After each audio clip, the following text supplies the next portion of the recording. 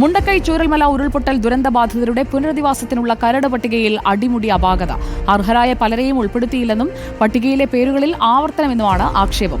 കരട് പട്ടികയിലെ ഗുരുതര പിഴവുകളിൽ പ്രതിഷേധിച്ച് മേപ്പാടി പഞ്ചായത്ത് ഓഫീസ് ദുരിതബാധിതർ ഉപരോധിച്ചു. പട്ടിക തയ്യാറാക്കിയത് സബ് കളക്ടർ എന്നായിരുന്നു പഞ്ചായത്ത് അധികൃതരുടെ വിശദീകരണം.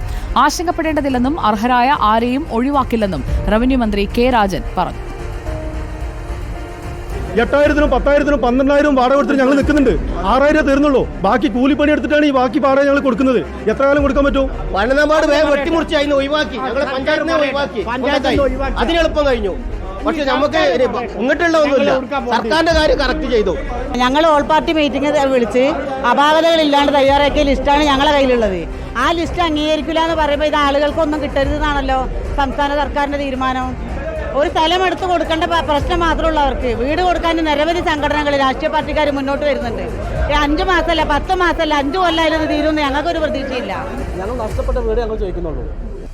എ കെ അഭിലാഷ് ആയിരുന്നു നമുക്കൊപ്പം. എ കെ അഭിലാഷ്, പട്ടികയിൽ പെടാത്തവർ ആ പട്ടികയിൽ അപാകതകൾ ഉണ്ടായെന്ന് ചൂണ്ടിക്കാട്ടുകയാണ്. അപ്പോൾ ന്യായം പറയുകയാണോ ബന്ധപ്പെട്ട അധികൃതർ? ആ അപാകത എന്ന് പറഞ്ഞാൽ വലിയ അപാകതയാണ് ഉണ്ടായിരിക്കുന്നത്. കാരണം 388 പേരെ ഉൾപ്പെടുത്തിക്കൊണ്ടാണ് ഇത്തരത്തിലുള്ള കരട് പട്ടിക തയ്യാറാക്കിയിരിക്കുന്നത്. ഇതുമായി ബന്ധപ്പെട്ട് LSTD ജോയിന്റ് ഡയറക്ടറുടെ നേതൃത്വത്തിലാണ് ഇന്ന് യോഗം വിളിച്ചത്. ഈ യോഗത്തിലാണ് വലിയ തരത്തിലുള്ള പ്രതിഷേധം ഈ ദുരന്തബാധിതരുടെ ഭാഗത്തുണ്ടായത്. ഇപ്പോൾ ദുരന്തബാധിതരും അതോടൊപ്പം തന്നെ പഞ്ചായത്തിന്റെ ഭാഗത്തും പറയുന്നത് ഒരേ കാര്യമാണ്. കാരണം ഇപ്പോൾ ഈ പട്ടികയിൽ ഉൾപ്പെടുത്തിയിരിക്കുന്ന ആളുകളിൽ ഇരട്ടിപ്പുണ്ട് എന്നുള്ള കാര്യം കൂടി പറയുന്നു.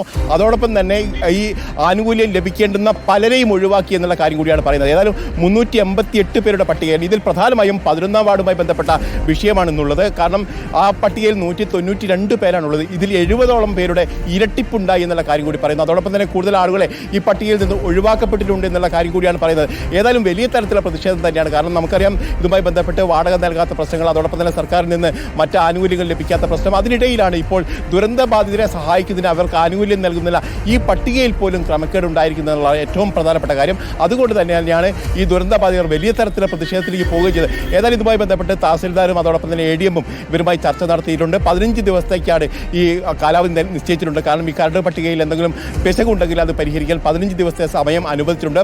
അതോടൊപ്പം തന്നെ 30 ദിവസത്തിനകം തന്നെ ഈ കരട് പട്ടിക പുനഃപ്രസിദ്ധീകരിക്കുമെന്നുള്ള കാര്യമാണ് ഇപ്പോൾ ഉറപ്പ് നൽകിയിരിക്കുന്നത്. ഇത് സംബന്ധിച്ചുള്ള ഉറപ്പ് നൽകിയോട് കൂടി തന്നെയാണ് ഈ പ്രതിഷേധം അവസാനിപ്പിക്കുകയും ചെയ്തത്. ഏതായാലും ദുരന്തബാധിതരെ സംബന്ധിച്ച് ആശങ്കയുണ്ടാക്കുന്ന കാര്യങ്ങൾ തന്നെയാണ് നടക്കുന്നത്. കാരണം അവർ പറയുന്നത് തങ്ങളെ ഈ പട്ടികയിൽ നിന്ന് ഒഴിവാക്കാനും അതോടൊപ്പം തന്നെ തങ്ങൾക്ക് ലഭിക്കേണ്ടുന്ന ആനുകൂല്യങ്ങൾ ഇല്ലാതാക്കാനുള്ള ശ്രമമാണ് ഇപ്പോൾ നടക്കുന്നതെന്നുള്ള ആരോപണമാണ് അവർ ഉന്നയിക്കുകയും ചെയ്യുന്നത്.